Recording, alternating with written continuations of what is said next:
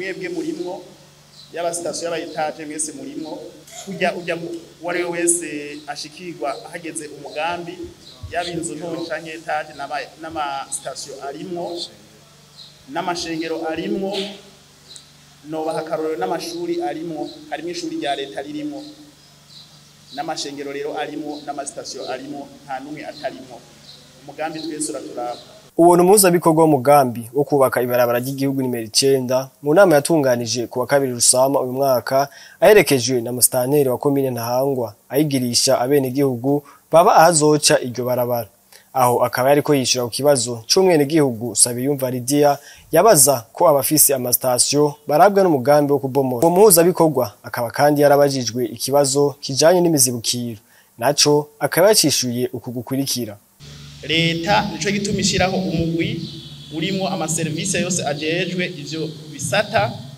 Hano babwira ko nkuko nabibabwiye hariho abo muri obuha barimo, harimo abo muri ARB, urumva ko ari bisata bijejwe ivy'amatongo n'ivyo vy'ingene iyo mizibukiro yatanze kuri ayo mabarabara.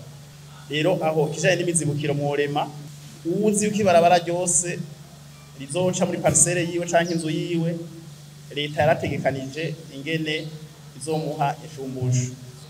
Bazisunga rero iryo tegeko rigenga ivy'imizibukiro. Musitanteri wa komine Ntahangwa Ernest Niyonzima yarashikirije ijambo yo guhumuriza abene gihugu arongoye.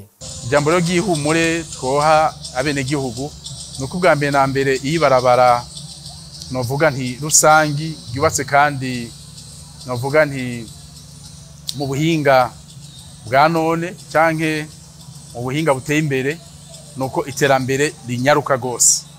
Rero tugasaba ahubwo abene gihugu begereye iryo barabara rishasha rigiye kubakwa cyangwa gusubirwamwo yuko borema, kuko murumva yuko ahaciye iryo barabara ubwa mbere na mbere iterambere rizohanyaruka.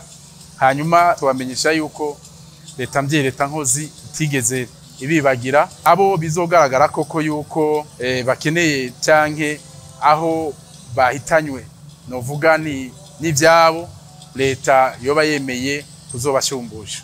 Mwomenya ko mu ntumbero korohereza abene gihugu gushikiriza ibibazo bafise kuri uwo mugambi hashinzwe umugwi w'abantu 6 kuri buri quartier yose ujeje kwakira ibibazo vyabo.